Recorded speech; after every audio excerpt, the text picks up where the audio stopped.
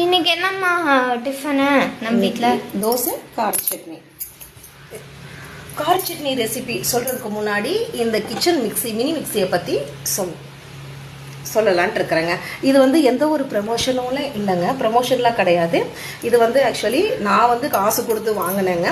இந்த மிக்சியில் வந்து என்ன ஸ்பெஷல் அப்படின்னு பார்த்தா 2 மிளகு சின்ன குவான்டிட்டி. இன்றைக்கி வந்து வீட்டில் ஒருத்தர் ஒரு சட்னி கேட்குறாங்க. அப்படி இருக்கும்போது சின்ன குவான்டிட்டி போட்டால் கூட நல்லா அரைக்குங்க. இது பாருங்கள்,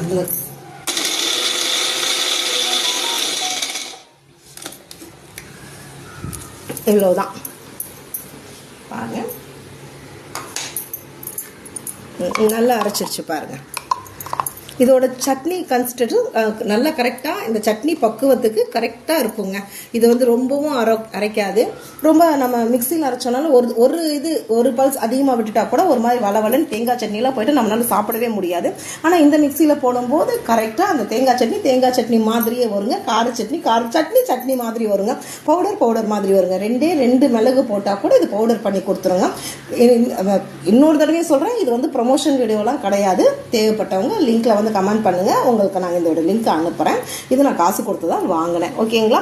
எல்லா புகழும் இறைவனுக்கு. இந்த கார சட்னியோட ரெசிபி இன்னொரு விளாக்ல பார்க்கலாம். ஓகே, பாய்.